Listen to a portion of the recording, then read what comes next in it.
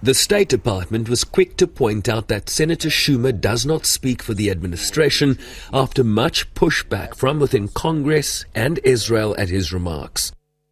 Obviously, Congress is an independent branch of government. I think the government of Israel understands quite well how the U.S. government works. They interact frequently, not just with members of the executive branch, but with members of Congress, including Senator Schumer, who has traveled to Israel a number of times over the years.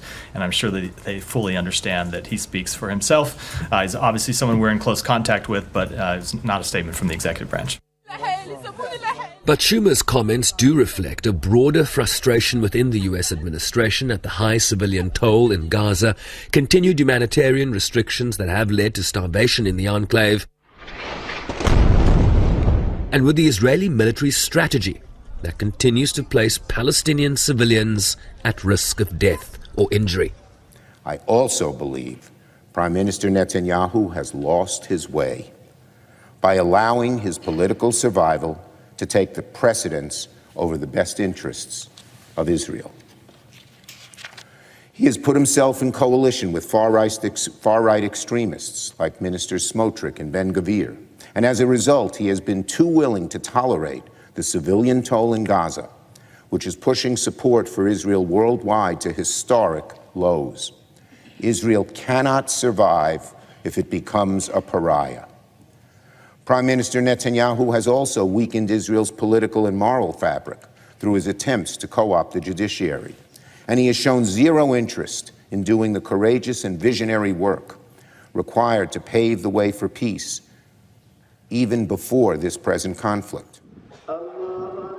Schumer highlighted what he viewed as 4 impediments to peace and a two-state solution: Hamas and Palestinians who support the group, radical right-wing Israelis, Prime Minister Netanyahu, and Palestinian Authority President Mahmoud Abbas, whom he accused of evading democratic processes to remain in power. The Palestinian people must reject Hamas and the extremism in their midst. They know better than anybody how Hamas has used them as pawns, how Hamas has tortured and punished Palestinians who seek peace.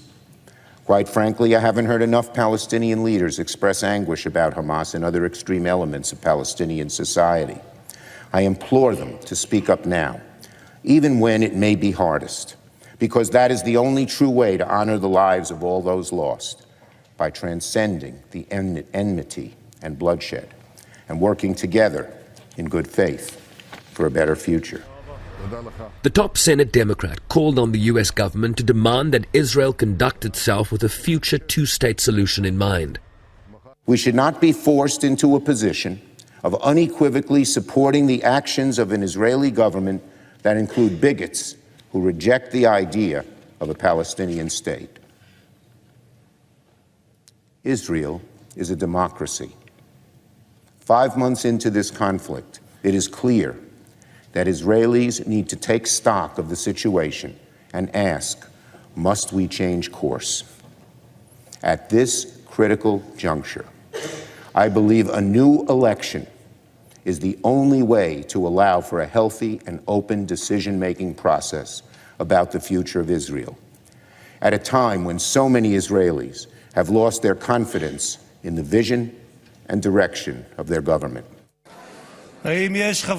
For its part, Israel's Likud party that leads the governing coalition defended Netanyahu's public support for a total victory over Hamas and rejected international dictates to establish a Palestinian terrorist state, further calling on Schumer to respect Israel's democratically elected government. Sherman Briceby's SABC News, New York.